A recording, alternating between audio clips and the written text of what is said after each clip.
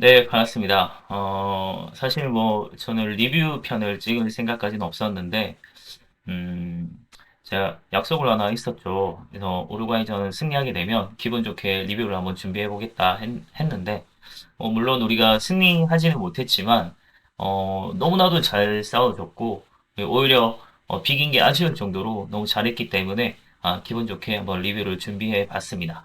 근데 제가 그 영상을 일일이 다시 보기 하면서 정말 필요한 부분에 주요 장면이다 해서 다 잘라가지고, 영상을 다, 녹화 다 떠서 하나하나 다 준비를 해서, 제가 사실 리뷰편을 먼저 한번 찍었었거든요. 찍었는데, 그게 저작권에 걸려가지고, 그래서 아예 유튜브에 게시를 하지를 못했습니다. 다 찍어놨는데. 그래서 정말 너무 허무해가지고, 허탈해서 그냥 찍지 말까 생각을 했는데, 그래도, 이왕 하기로 한 거, 이번에는 이제 제가 약간 부분 움짤로 만들어 봤어요. 그래서 만들어서, 해봤는데, 이번에도 안 되면 그냥, 어떻게 해야 될까요? 그냥 부분 장면만 캡처해가지고 그에 대한 설명을 좀 하든지 뭐 그런 식으로 바꿔야 될 것 같습니다. 일단 한번 시작해 보겠습니다. 자, 오르가이전 리뷰 그리고 다음 이제 월요일 날 있을 가나전 예상을 한번 해 보도록 하겠습니다. 음, 일단 경기 스탯을 보면 전체적인 이제 볼 점유율은 우루과이가 56%, 우리가 44% 정도였습니다. 근데 하지만 우리가 경기 초반부터 그리고 후반 한 20분까지는 우리가 압도적인 경기를 하지 않았나 싶어요. 물론 이제 골이 안 나오긴 했지만 그래서 슈팅 수를 좀 비교해 보면 좀 알 수 있는 게 전체 슈팅 숫자가 17개밖에 안 나올 정도로 굉장히 치열하게 중원 싸움이 전개되었다라고 보면 돼요. 그러니까 우루과이는 10개 중에 유효 슈팅 하나 있었고요. 우리는 7개 때렸지만 유효 슈팅은 빵개였습니다. 그래서 유효 슈팅이 한 개도 없다는 게 너무나도 아쉽긴 하지만 그래도 뭐 잘 싸워줬죠. 파울 수도 뭐 그렇게 많지 않고요. 그리고 오프사이드 뭐 코너킥 자체의 숫자도 많지 않습니다. 그만큼 정말 중원에서 서로 치열하게 볼 경합이 이루어졌다 이런 걸 좀 볼 수 있을 것 같아요. 그래서 스쿼드를 한번 보겠습니다. 제가 예상한 스쿼드랑 조금의 차이가 있었는데 일단 황의조 원톱, 그리고 왼편에 손흥민, 그리고 오른편에 깜짝 선발로 이제 나상우가 나왔고요. 그리고 공미에는 이재성, 그리고 큰 정우영하고 황인범이 이제 중원을 책임졌습니다. 그래서 정우영이 조금 더 이제 수비적인 볼란치 역할을 하고 황인범인 공수거리 역할을 하는 이런 역할이었고 왼편에 이제 부상으로 좀 나오기 힘들 것 같았던 김진수가 선발로 나와서 아주 잘 뛰어줬고 김영건, 김민재는 뭐 거의 고정이죠. 그리고 오른편에 김문환이 나오게 됐습니다. 최근에 이제 윤종규가 굉장히 중용되는 모습을 보여서 윤종규가 나오지 않을까 싶었는데 김문환이 나와서 와 누네스를 아주 꽁꽁 잘 막아줬죠. 그리고 골키퍼는 역시 김승규였습니다. 자, 그러다가 이제 후반 28분쯤 교체가 되었죠. 황의조가 이제 조기성으로 교체가 되었고 그리고 진짜 이거는 진짜 깜짝 놀랐는데 나상호가 빠지고 이제 그 자리에 이강인을 넣으면서 아주 좋았습니다. 그리고 기존에 이제 황인범을 공미로 올리고 이재성을 손준호와 교체하면서 정우영과 손준호가 좀 더블 볼란치 역할을 맡는 이런 모습으로 바꿨습니다. 어, 우루과이 같은 경우는 역시나 원톱은 이제 수아레즈 나왔고요. 왼편에 뉴네스, 오른편에 이제 펠리스트리 나오면서 요거는 뭐 충분히 예상한 모습이었는데 제가 여기에는 잘못한 것 같은데 제 예상은 발베르데가 이제 공미에 두고 베시노와 벤탄쿠르가 약간 중원을 책임지는 형태였는데 실제로 나왔던 거는 발베르데가 이제 조금 더 위로 밑으로 떨어지고 베시노가 약간 전진해서 침투하는 이런 모습이 나타났어요. 그리고 올리베라 왼편에 그리고 히메네즈 고딘의 아주 영혼의 이제 수비 핵심들이죠. 그래서 샌백 그리고 오른편에 카세레스가 이제 선발되면서 카세레스랑 고딘이랑 수아레즈가 나이가 참 많거든요. 그래서 어떨까 했는데 잘하더라고요. 그리고 골키퍼는 로체트 역시 선발이었습니다.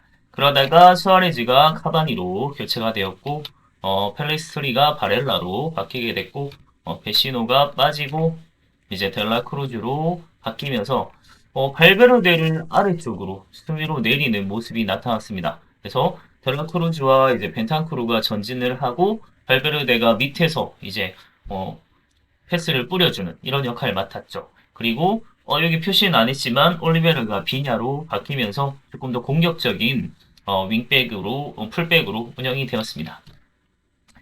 전체적인 경기 양상을 한번 보면 일단 벤투 감독은 전방 압박을 바탕으로 황의조 이재성을 이제 공격적으로 황의조 이재성을 이제 통해서 아주 전방 압박을 강하게 프레싱을 했고 공격적으로 시작해서 전반 초반부터 이게 조금 의외였는데 원래는 우리가 후반부터 빌드업을 통해서 짧은 패스를 이렇게 올라오는 형태였는데 그게 아니라 중앙을 거쳐가는 짧은 패스 위주의 빌드업보다 사이드로 그냥 중장거리 패스를 뿌리면서 뒷공간을 노리는 이런 모습이 나타났습니다. 그리고, 깜짝 선발이었던 이 나상호를 오른쪽 윙에 두고, 공격 시에는 뒷공간에 찔러주고, 나상호가 이제, 직선적인 스타일이거든요. 그래서 공간 침투를 쫙 하고, 수비 시에는 누네스를, 전담해서 같이, 이제 김문환이랑, 같이 협업 수비가 이루어지는. 그래서 이 협업 수비가 아주 잘 이루어졌고, 아주 위협적이었던 누네스를 아주 꽁꽁 잘 막았다라고 볼 수 있을 것 같습니다. 그리고 수비 시에는 하프라인 아래로 다 내리고 수비적으로 운영을 하고 빠른 카운터를 노리는 기존과는 전혀 다른 전술의 모습을 보여줘서 와, 우리가 여태껏 4년 동안 이걸 위해서 어, 다른 나라들에게 정말 트릭을 쓴 건가 싶을 정도로 우리까지 다수겠죠. 그래서 기존과는 전혀 다른 전술을 보여주면서 그동안 이제 전술 변화가 전혀 없고 선수도 변화가 없고 아주 뭐 고집 그런 걸 이제 보여주던 모습에서 와 실제로 월드컵이 이제 가니까 월드컵에 가게 돼서는 엄청나게 유연한 모습, 전술 변화 이런 모습을 보여주면서 전혀 다른 모습이 나왔죠. 그리고 우루과이 또한 이제 전방 압박을 바탕으로 경기를 지배하려는 전술로 나왔지만 우루과이 감독도 얘기할 정도로 전반 20분까지는 제대로 우루과이가 공을 잡지도 못할 정도로 그래서 우리의 프레싱이 굉장히 강했고 그래서 생각한 전술대로 풀리지 않았습니다. 그래서 우리나라에게 굉장히 고전하는 모습이 나타났죠. 그래서 벤탄쿠르와 베시노의 위치를 바꿔서 벤탄쿠르가 수미로 이제 내려가고 베시노가 이제 전진하는 모습을 보였는데 베시노가 우리한테 골을 넣은 기억이 있어요. 그런 것 때문인지 베시노를 계속 전진시켜서 공격을 좀 주도하고자 했습니다. 그리고 제가 전반에 이제 처음에 선발 명단이 발표됐을 때 고딘이랑 카세레스 이제 수아레즈 선발은 후반으로 갈수록 체력적으로 힘들어할 것으로 예상하였는데 역시나 그랬다는 점이 우리가 좀 공략할 부분이었는데 조금 아쉬웠습니다. 그리고 이재성과 황의조가 최전방에서 압박을 담당했으나 사실 그 공미로서의 이재성의 역할이 좀 모호했다고 봐요. 그러니까 물론 이제 압박하고 이런 건 되게 좋았는데 조금 더 이제 작은 정우영을 넣고 활동량으로 압도해버리고 그리고 또 정우영이 조금 더 기술적이보다는 그러니까 이재성은 되게 센스가 있는 역할이라면 정우성은 훨씬 위협적으로 날카롭게 이렇게 침투해서 들어가는 이런 모습이 있거든요. 그런 것들을 좀 더 이용했으면 좋지 않았을까 싶습니다. 정우영이 진짜 빨라요.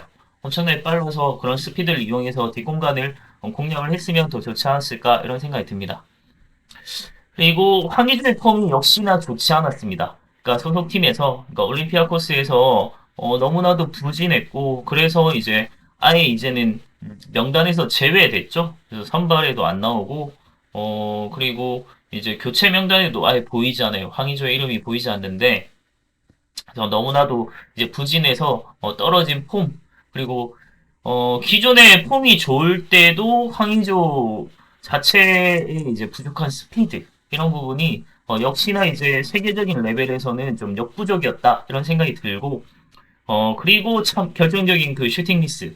요게 너무 아쉽죠. 이게 사실 2002년 월드컵을 본 세대라면 그 미국전에 최용수의 그 직각샷.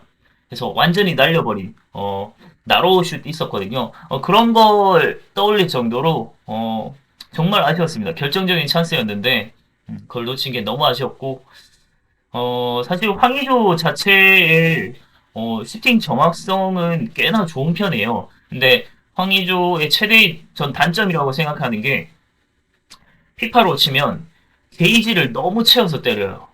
그러니까 따닥 때렸으면 딱 좋은데 간결하게 슈팅이나 폼이나 이런 걸 좀 가져가면 좋은데 되게 장전해요. 오랫동안 쭉 누르다가 팡 때리거든요. 그래서 이제 뭐 물론 감차나 이런 것들 ZD 이런 거 되게 좋아요. 되게 좋은데 그게 조금 단점이지 않을까. 그런 점을 좀 보완하면 더 좋은 선수가 되지 않을까 싶습니다. 자, 그런 점에서 나중에 후반 교체되어 나왔던 조규성, 예, 활발함, 그리고 전진성, 그리고 조규성은 황의조보다 더 이제 체격 조건이 더 좋죠. 그래서 공중볼에서의 이제 우리가 가져올 수 있는 우위 이런 걸 생각해 보면 훨씬 더 좋은 선택이 아니었나 싶어요. 훨씬 더 좋은 선택이지 않았을까 싶어서 다음 경기 때 조규성의 선발을 조금 기대해 봅니다. 그리고 조규성이 황의조는 사실 슈팅을 많이 아꼈거든요. 그런 점에서 조규성이 나오자마자 바로 슈팅을 때리고 막 하는 모습, 적극적인 이런 모습이 훨씬 더 좋은 모습이지 않았나 싶습니다. 그리고 주심이 웬만한 몸싸움은 반칙으로 인정하지 않았기 때문에 오히려 더 적극적으로 몸싸움이 필요했는데 그런 걸 이제 우루과이 선수들은 아주 노련하게 잘 이용을 하면서 카세레스나 뭐 이런 애들은 정말 진짜 벤탄크루도 그렇고 적극적으로 몸싸움을 했거든요. 근데 우리가 거기에 더 이제 더 투지 있게 부딪혀서 더 싸워줄 필요가 있었는데 조금 아쉬웠습니다.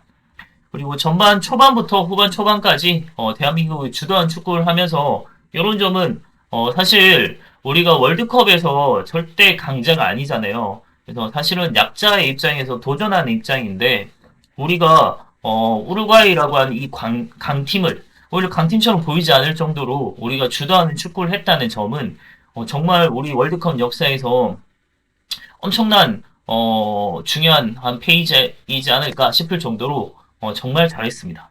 그리고 후반 18분에서 28분까지 한 10분간 다소 정리가 안 되면서 서로가 답답한 경기력이 나왔어요. 이건 나중에 주요 장면 보면서 같이 한번 보도록 하겠습니다. 그리고 후반 중반 이후에는 이제 우루과이에게 좀 끌려다니는 모습이 나타났어요. 근데 추가 시간 한 7분 정도. 이번 월드컵이 추가 시간이 진짜 길잖아요. 그래서 뭐 노래방 뭐 서비스 뭐 사장님 서비스냐 뭐 이럴 정도로 추가 시간이 진짜 긴데 이번에는 우리는 사실 별로 뭐 잘리고 더 추가될 부분이 별로 없었죠. 그래서 추가 시간이 7분 정도 주어졌으나 결국 0대 0으로 이제 무승부로 마치게 됐습니다. 그래서 오히려 무승부가 아쉬울 정도로 우리가 주도적으로 끌고 가고 좋은 경기력이었으나 역시나 결정력이 좀 아쉬웠다. 그런 점에서 이제 떨어진 부상당한 이 손흥민의 폼이 너무나도 아쉬웠다 이런 생각이 듭니다. 그래서 비잘싸 뭐 이런 얘기 하더라고요. 그래서 비겼지만 잘 싸웠다 이런 얘기 하는데 정말 잘 싸운 겁니다. 그래서 우리는 에이 뭐 우리가 이거 못 잡아 이렇게 생각하면 안 되고요. 정말 잘 싸웠고 충분히 칭찬받아 마땅하다 이런 생각이 듭니다.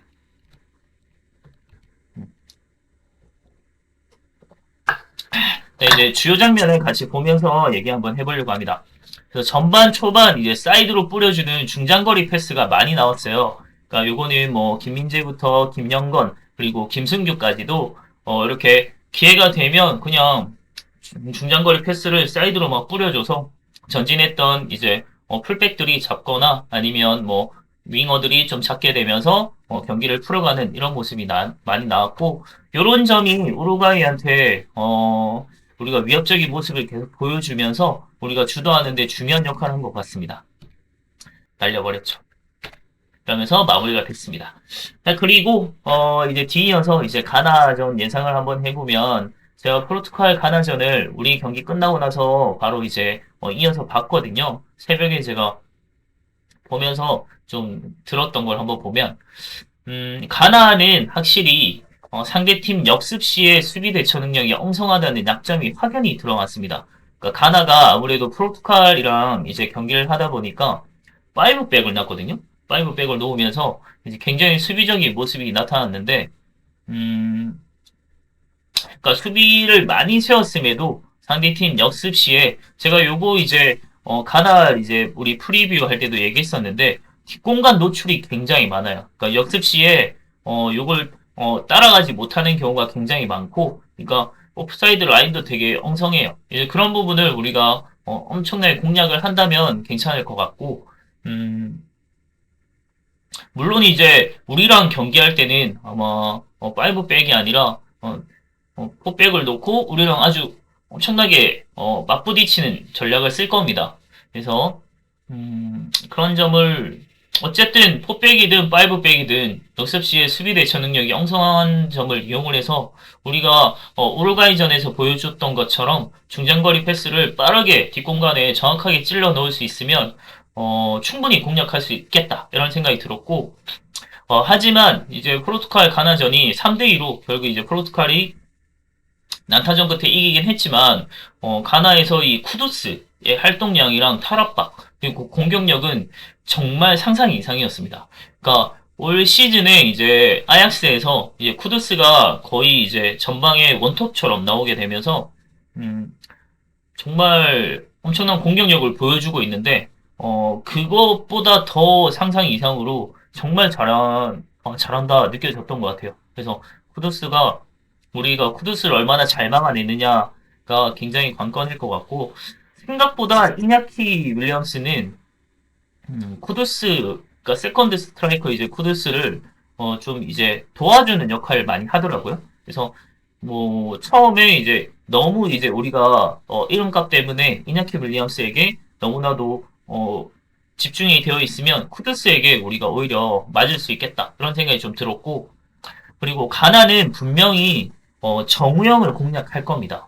그러니까 이번 우루과이전을 통해서 이제 정우영이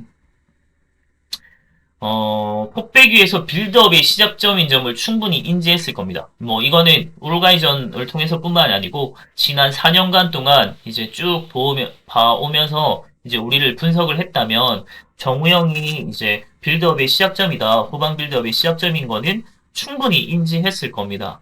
근데 이번 우루과이전을 통해서 아마 많이 느꼈을 텐데 정우영의 약점의 노출이 좀 컸습니다. 일단 정우영 자체가 뭐 물론 하드웨어 굉장히 좋아요. 거의 190에 육박하고 체격도 좋고 힘도 있고 괜찮은데 대신 스피드가 그렇게 빠르지 않죠. 그래서 느린 스피드 그리고 볼 컨트롤도 좀 투박하고요. 그리고 패스도 좀 불안정하죠. 그런 점이 이번 우루과이전을 통해서도 충분히 이제 많이 드러났다라는 생각이 들고, 아마 그런 점을 그 가나의 공격진들이 굉장히 압박이 좋고 빠르거든요. 네, 그래서 정우영을 둘러싸서 이제 공략을 한다면 우리에겐 정말 위험한 어, 약점이 되지 않을까 싶습니다.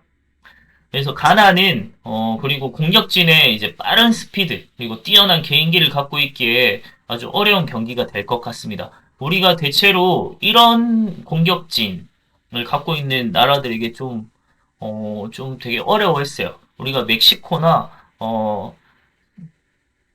이런 남미의 이런 스타일, 브라질도 마찬가지고 이런 걸 굉장히 어려워하거든요. 그래서 쉽지 않은 경기가 될 것 같습니다.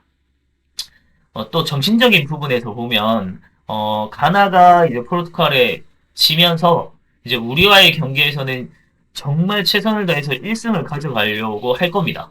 뭐 우리도 마찬가지로 우리가 1승을 딸 수 있는 가장 유력한 건 가나잖아요. 그래서 우리에게도 가나는 무조건 잡아야 하는 만큼 서로 정말 치열한 난타전이 될 것으로 예상을 합니다.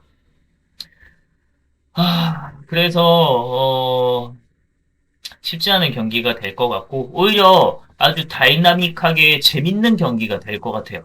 정말 보는 재미 있을 것 같고, 엄청, 쫄깃쫄깃할 겁니다. 그래서, 예상 스코어는 이건 국뽕.